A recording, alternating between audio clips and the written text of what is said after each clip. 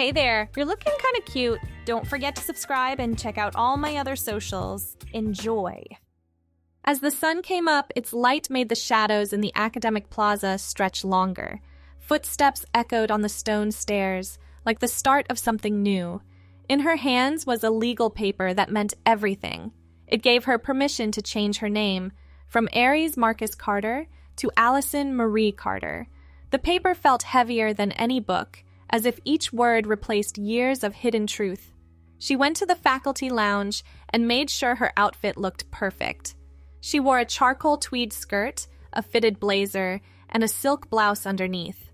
A pearl necklace glowed in the light around her neck. In the mirror, she saw someone new, someone who had quietly lived through 37 years. She took a deep breath and said, "Here we go," while fixing the auburn hair that now rested on her shoulders in soft waves.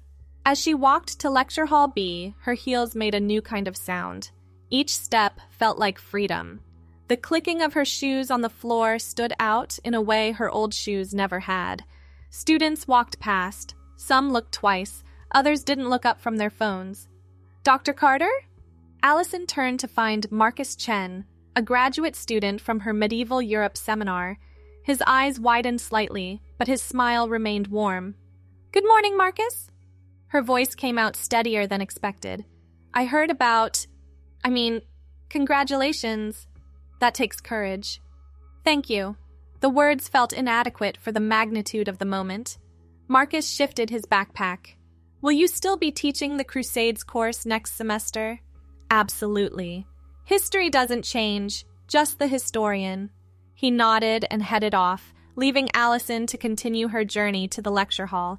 Inside, 200 seats faced the podium, where she'd lectured for 8 years. The familiar space felt foreign now, as if she were seeing it through new eyes. Students filtered in, chattering about weekend plans and upcoming midterms. The clock above the door ticked toward 9. Allison arranged her notes on the podium, the routine calming her nerves. "Good morning, everyone." The room quieted faster than usual. 200 pairs of eyes focused on the front of the room. Before we dive into the Protestant Reformation, I have an announcement.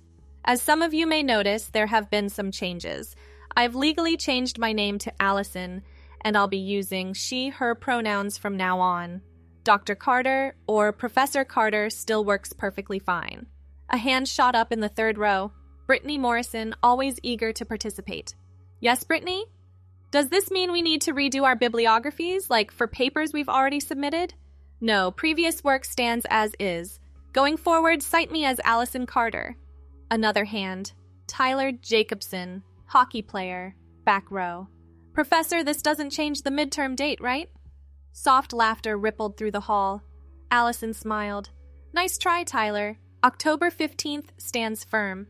Now, who can tell me about Martin Luther's relationship with the Catholic Church prior to 1517? The lecture flowed naturally after that. Students took notes, asked questions, debated the societal impact of the printing press on religious reform. For 50 minutes, Allison felt the familiar rhythm of teaching wash over her. This was still her domain, her expertise unchanged by the name on the door.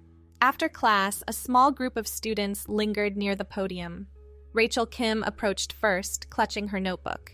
"Dr. Carter, I wanted to say, my older sister transitioned 2 years ago. It's cool that you're being open about it." "Thank you, Rachel. How's your sister doing?" "Great, she's in law school now." Rachel smiled. "Also, can I ask about the essay prompt? I'm struggling with the primary source requirement." They discussed the assignment parameters while other students waited their turn. Questions ranged from citation formats to office hours to whether the final would be comprehensive. Normal concerns, routine interactions. The only difference was the click of heels as Allison moved around the podium. Walking back to her office, Allison passed colleague after colleague. Some offered warm smiles, others averted their eyes. Dr. Patricia Williams from the English department actually applauded quietly. "About time," Patricia said. "Coffee later?" "I'd like that." The office door still read Dr. A. Carter. Maintenance would update it next week. Inside, everything remained the same. Books crammed on every surface, maps of medieval Europe covering the walls. a ceramic mug declaring "World's Okayest Historian" from last year's Secret Santa exchange. Allison sank into her desk chair, kicking off the heels for a moment. The morning had gone better than 100 anxiety-driven scenarios. No protests, no drama, just students worried about their grades and colleagues navigating change with varying degrees of grace.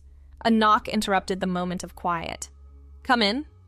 Department Chair Robert Fitzgerald entered, his expression unreadable behind wire-rimmed glasses. He closed the door and took the visitor's chair across from the desk. "Allison." He tested the name carefully. "How was the first class?" "Surprisingly normal. Students care more about the midterm than anything else." "Good, good." He adjusted his glasses. "I wanted to discuss some logistics. The department website needs updating, and we'll need new photos for the faculty page." "Of course.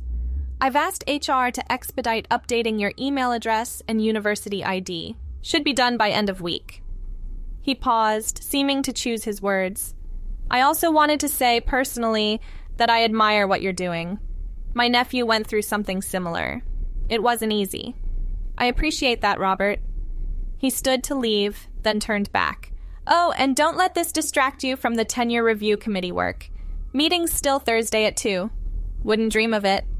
After he left, Allison returned to the familiar routine of grading papers and preparing lectures. The stack of essays on the 100 Years' War demanded attention. Red pen in hand, she worked through arguments about Joan of Arc and the longbow's military impact.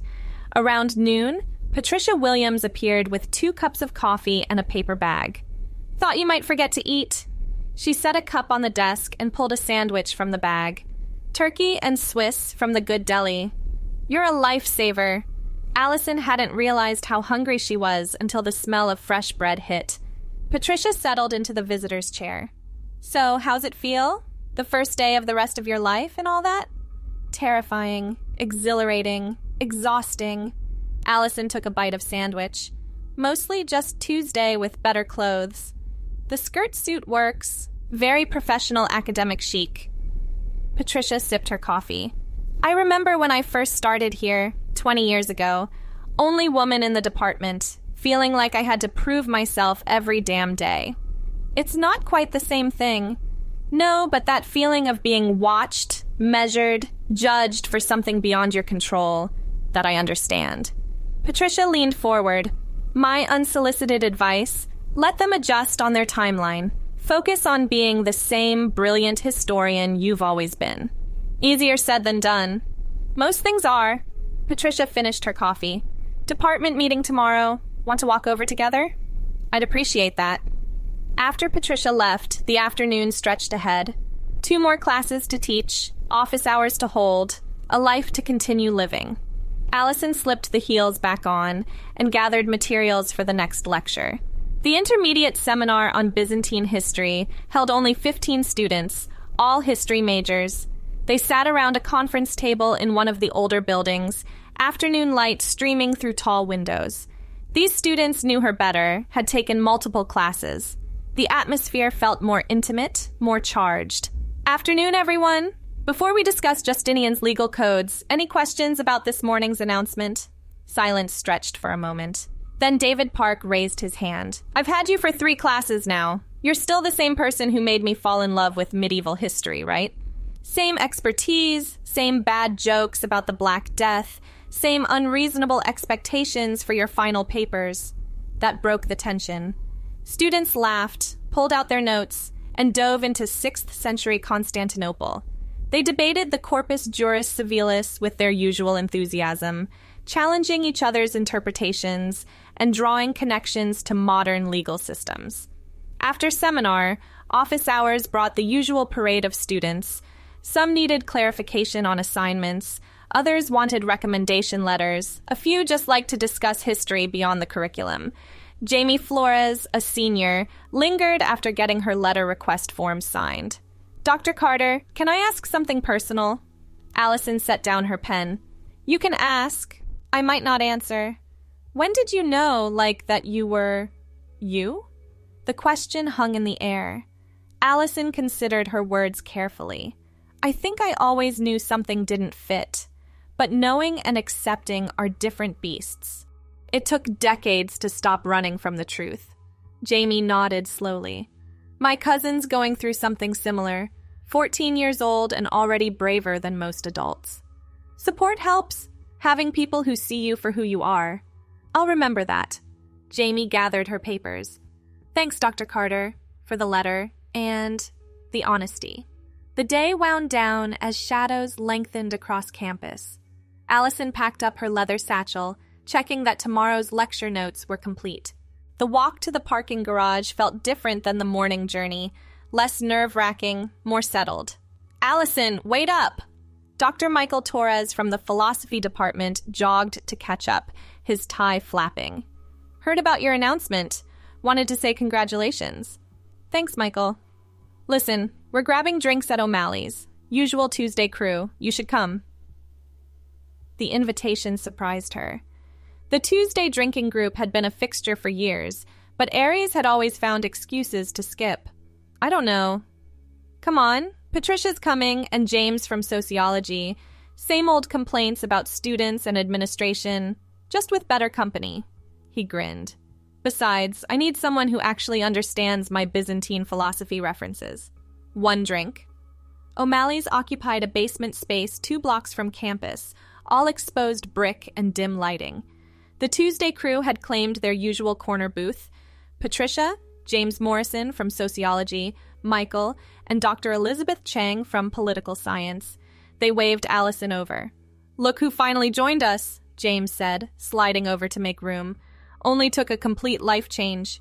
James, Patricia warned. What? I'm saying it's about time. We've been inviting you for years. Elizabeth flagged the server. What's your poison? Whiskey neat. A woman after my own heart. Elizabeth ordered around. So, how'd the undergrads handle it? With their usual concern for their own grades above all else. God bless their self-absorption. Michael raised his glass once drinks arrived. To Allison, finally joining us both literally and figuratively. They clinked glasses. The whiskey burned pleasantly, washing away the day's accumulated tension. Remember when Harrison tried to fail half his class for using Wikipedia? James launched into a familiar story, and the evening dissolved into academic gossip and shared frustrations. Allison found herself relaxing into the booth's cracked leather. These were her colleagues, her peers. The clothes were different, the name was new, but the bonds of shared experience remained. Did you hear about the provost's new initiative? Patricia rolled her eyes. Wants us to incorporate more digital engagement in our courses. Everything's digital engagement these days, Elizabeth muttered. Heaven forbid students read an actual book. I made mine by physical texts, Allison contributed. Can't annotate a PDF properly. Exactly, Michael slapped the table. Try explaining marginalia to kids who think everything lives in the cloud. The conversation meandered through curriculum complaints, research struggles, and department politics. Normal Tuesday night fodder, except now Allison was part of it instead of home alone, grating in silence. Another round? The server asked. Allison checked her phone. 7:30. I should go. Early class tomorrow. Same time next week? Elizabeth asked. I'll try. Outside, the October evening had turned cool. Allison pulled her blazer tighter and headed for the parking garage. The campus looked different at night, buildings lit from within, students hurrying between libraries and dorms. The drive home took 20 minutes through suburban streets. The small house in Brookline had been home for 5 years, a modest 2-bedroom with a study crammed with history books. Inside, everything waited unchanged. The pile of unread journals, the half-finished biography of Eleanor of Aquitaine, the closet now holding 2 distinct wardrobes. Allison hung up the charcoal suit carefully. Tomorrow required different armor, perhaps the navy blue dress with the conservative neckline, or the black pantsuit, choices that felt simultaneously momentous and mundane. The bathroom mirror reflected the day's accumulated fatigue, makeup removed carefully, face cream applied, hair brushed out, rituals that still felt new, foreign, necessary. The person looking back still seemed like a stranger sometimes, familiar yet transformed. In comfortable pajamas, plain cotton in soft gray, Allison settled into the home office. Papers still needed grading, lectures still required preparation. The work remained constant even as everything else shifted. The phone buzzed, a text from her sister in California. "Heard from Mom about your news. Proud of you. Call when you can." Another from a number she didn't recognize. "Dr. Carter, this is Jamie Flores. Thank you again for today. You gave me hope for my cousin." Allison set the phone aside and pulled the nearest stack of essays closer. Tomorrow would bring new challenges, more adjustments, additional small victories and defeats. But tonight, there were papers to grade and lectures to refine. The fundamental work of teaching history continued, unchanged by the historian's transformation. Red pen in hand, she began reading about medieval monasticism, making notes in margins, pushing students to think deeper about the past. Outside, Brookline settled into evening quiet. Inside, Dr. Allison Carter worked late into the night, building tomorrow's lessons on the foundation of yesterday's knowledge. Wednesday arrived with gray skies threatening rain. Allison chose the navy blue dress, professional but softer than yesterday's power suit. The morning routine took 40 minutes now. Shower, hair, makeup, outfit selection. Each step still required conscious thought, but muscle memory was developing. The commute to campus featured the usual battle with Boston traffic. NPR discussed budget negotiations while Allison navigated aggressive lane changes and construction zones. The parking garage was fuller than usual, forcing her to climb to the 4th level. "Morning, Dr. Carter?" The security guard at the history building entrance smiled warmly. "Love the dress." "Thank you, Carl." The elevator ride to the 3rd floor passed in silence. Inside the department office, the administrative assistant looked up from her computer. "Allison, good timing. Your new ID is ready." Sharon handed over the plastic card. "IT says your email will switch over by Friday." The ID photo showed a nervous smile, auburn hair neatly styled, pearl earrings just visible, official documentation of a new reality. "Thanks, Sharon."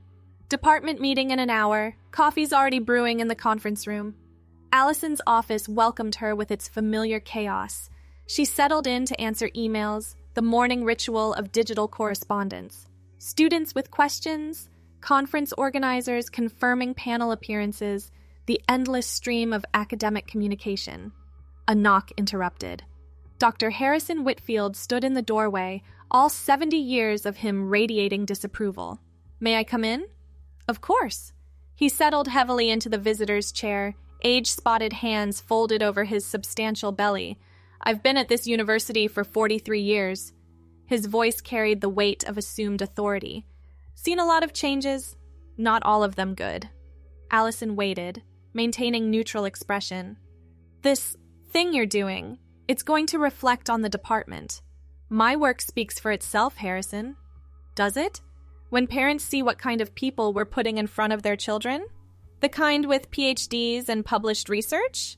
His face reddened. "You know what I mean." "I do. And I'd remind you that discrimination based on gender identity violates university policy." "I'm not discriminating. I'm concerned about the department's reputation."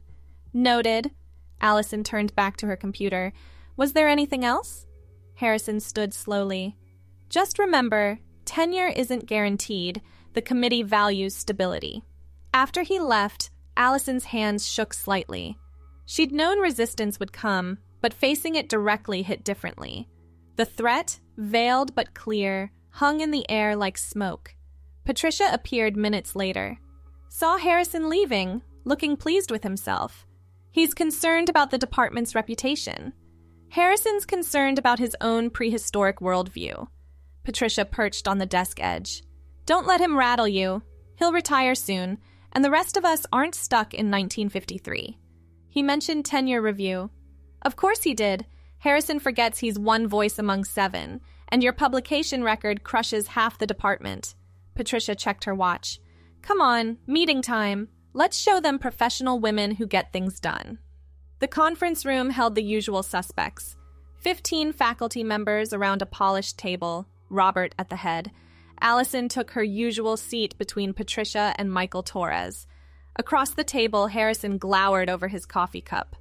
"Morning, everyone." Robert shuffled papers. "Let's start with curriculum updates. Elizabeth?" The meeting progressed through standard agenda items, budget constraints, enrollment numbers, committee assignments. Allison took notes, contributed to discussions about the medieval studies concentration, volunteered for the undergraduate research symposium committee. "Any new business?" Robert asked as the hour wound down. Harrison raised a hand.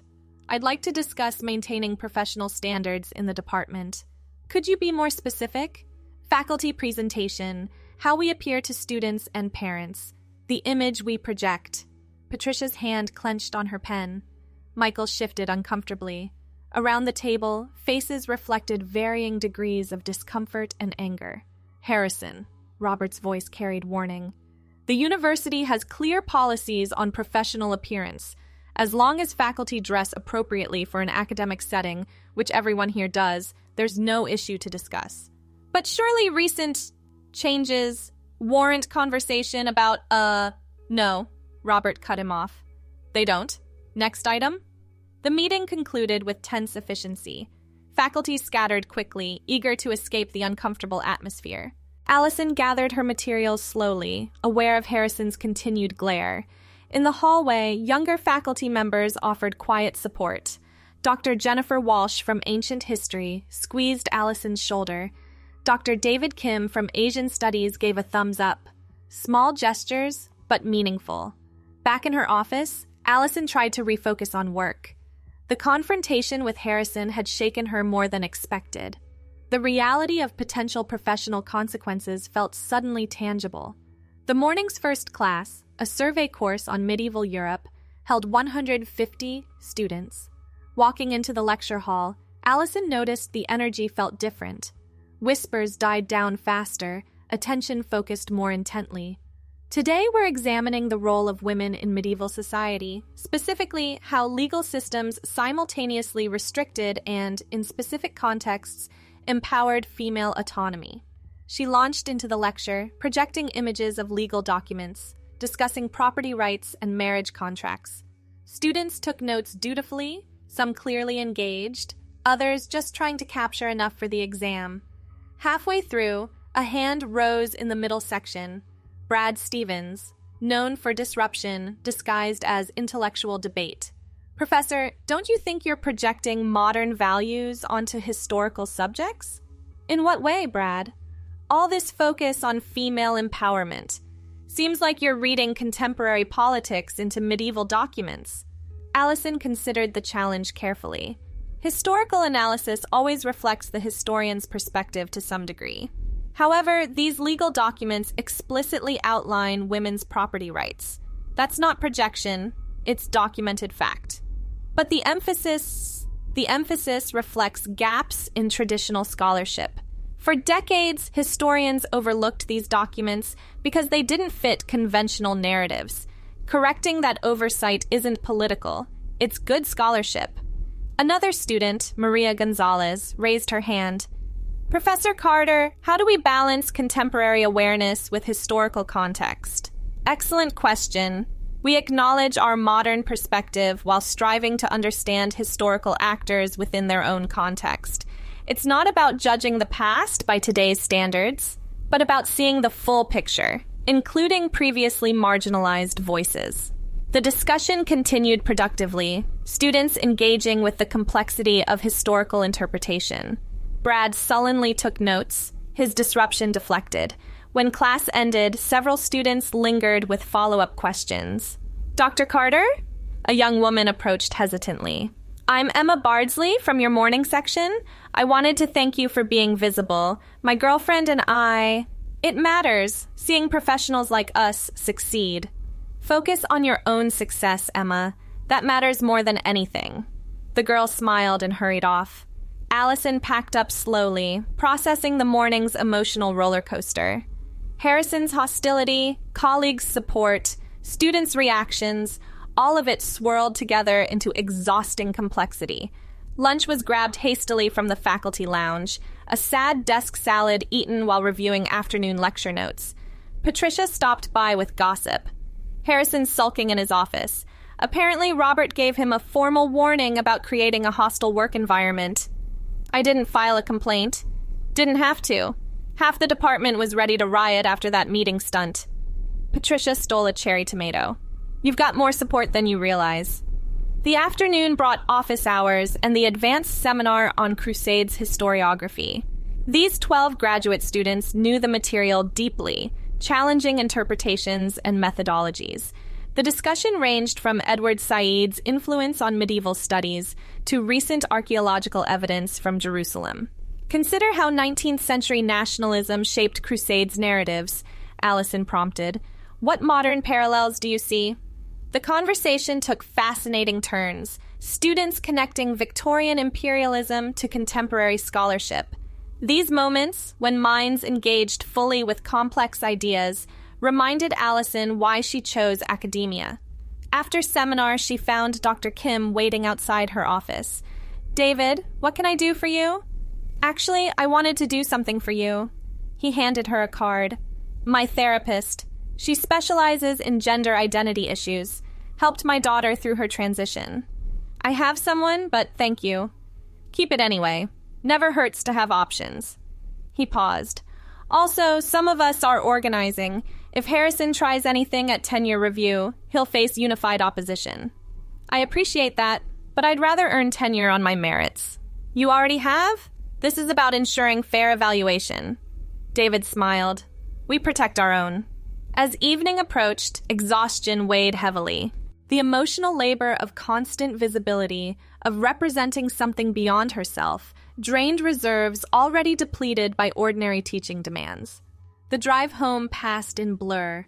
Inside her house, Allison kicked off heels with relief and changed into comfortable clothes, soft leggings and an oversized Boston University sweatshirt. The transformation felt like shedding armor. Dinner was leftover pasta eaten while grading discussion board posts. Students debated the Children's Crusade with varying levels of sophistication. Allison added comments, pushed for deeper analysis, corrected factual errors. The phone rang. Her mother's number appeared on the screen. After 3 rings, Allison answered. Hi, Mom. Allison. Her mother tested the name like foreign food. I got your letter. And? I don't understand it, but I'm trying. A pause. Your father's struggling more. I know. Thanksgiving's coming up. Are you still planning to come?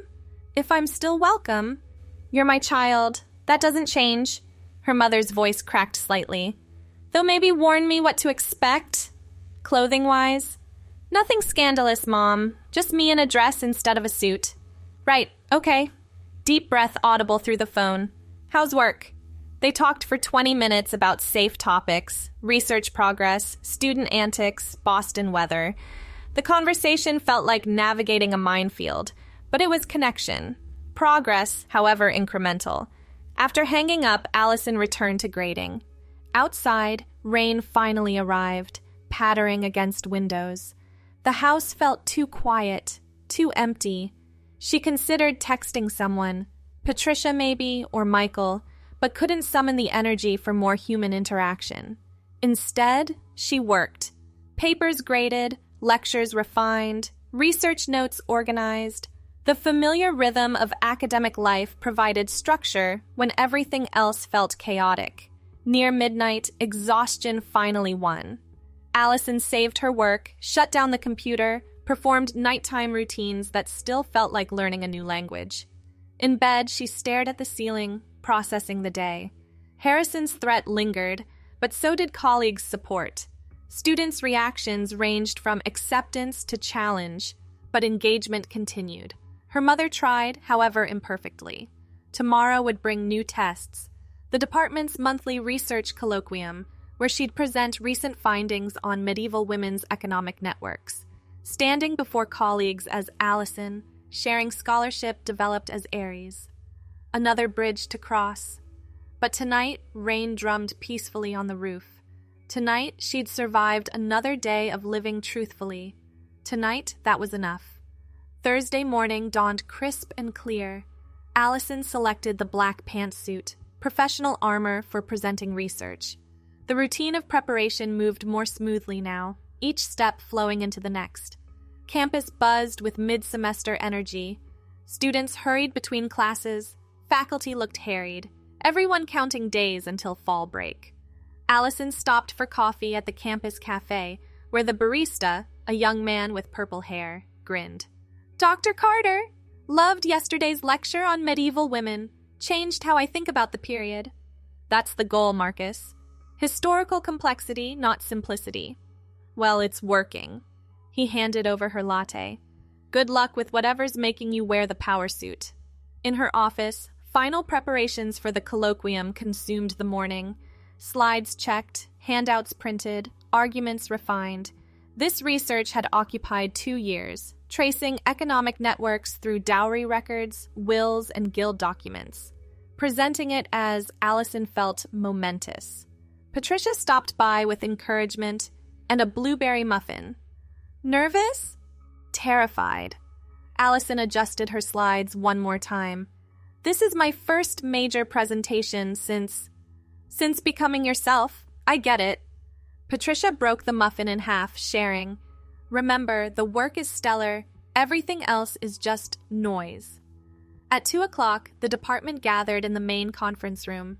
20 faculty members, plus a handful of graduate students. Robert introduced her with professional neutrality. Dr. Carter has been investigating women's economic networks in 13th century France. "Allison?" She stood, clicked to the first slide, and began. "Traditional historiography presents medieval women as economically powerless. My research challenges this narrative through analysis of 347 dowry contracts from the Champagne region." The presentation flowed smoothly. Data supported arguments, visual aids clarified complex relationships, theoretical framework connected to broader scholarly conversations. Allison felt herself settling into expertise, the familiar comfort of well-researched conclusions. Questions followed. Jennifer Walsh pushed on methodology. Michael Torres explored philosophical implications. Even Harrison grudgingly engaged with the evidence presented. "Your sample size seems limited," Harrison noted. "Can we really draw broad conclusions from regional data?" Valid concern. However, these patterns appear consistently across different document types: dowries, wills, guild records. The convergence suggests wider applicability. But surely the Champagne region's unique economic position actually strengthens the findings. If women exercised economic agency in highly regulated markets, it implies greater freedom in less structured environments. Back and forth they went, academic thrust and parry. Allison defended her work with precision, acknowledging limitations while maintaining core arguments. The room engaged fully, scholarship transcending personal dynamics. When time expired, polite applause followed. Colleagues offered congratulations, suggested journals for publication, discussed conference possibilities. Normal post-presentation networking, except for the undercurrent of something else, respect tinged with adjustment. "Solid work," Harrison admitted quietly before leaving. "The guild records particularly. Small victory, but Allison would take it." The rest of Thursday passed in teaching and meetings. The undergraduate research committee discussed spring symposium logistics. 2 students came to office hours with thesis anxieties. Ordinary academic life continued its relentless pace. That evening, Allison drove to her therapist's office in Cambridge. Dr. Sarah Chen had guided the transition process for 2 years, providing crucial support through each stage. "How's the week been?" Sarah asked once Allison settled into the familiar chair. "Exhausting, exhilarating, terrifying." Allison smoothed her skirt. "I presented research today, first time as myself." "How did that feel?" "Like coming home and visiting a foreign country simultaneously." They talked through the week's challenges: Harrison's hostility, student reactions, family dynamics. Sarah listened with professional patience, occasionally probing deeper. "You mentioned feeling like you're representing something beyond yourself. Can you expand on that?" "Every trans person becomes an ambassador, whether we want to or not." Allison twisted her pearl ring. "My visibility impacts how people see all of us." "That's a heavy burden to carry alone." "Not much choice." "There's always choice. You could be less visible, blend more. Why don't you? Allison considered. Because hiding nearly killed me, and because maybe my visibility helps someone else stop hiding. Like Jamie's cousin? Exactly. They explored the weight of representation, strategies for managing others' expectations, the balance between personal authenticity and public persona. 50 minutes passed quickly. Same time next week? Sarah asked. Wouldn't miss it. Driving home through Cambridge traffic, Allison reflected on the conversation. The burden of visibility was real, but so was the liberation of living truthfully. Every day brought new negotiations between private self and public performance. At home, she changed into comfortable clothes, jeans and a soft sweater in forest green, and settled into work. Tomorrow's lectures needed final touches. The medieval philosophy course required special attention, incorporating recent scholarship on Islamic influences. The phone buzzed. Text from Michael Torres. Drinks tomorrow? Usual crew plus some new faces. Allison hesitated, then typed back, Sure. Building community mattered, even when exhaustion counseled isolation. She worked until 10, then indulged in mindless television. Some reality show about home renovation, all manufactured drama and impossible budgets. But it required no emotional investment, no careful navigation of complex dynamics. In bed, Allison's mind wandered to next week's challenges. Parent-teacher conferences loomed, where she'd face students' families for the first time. The tenure committee met monthly, reviewing portfolios. November would bring the Medieval Studies Conference in Chicago, her first major academic event since transitioning.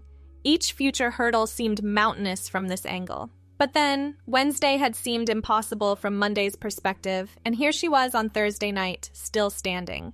Her phone showed one new email from Emma Bardsley, the student who'd thanked her.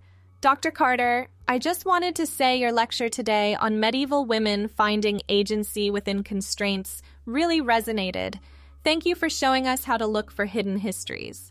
Allison smiled in the darkness. This was why, for the Emmas and Jamies, for the hidden histories brought to light, for the truth that knowledge could liberate.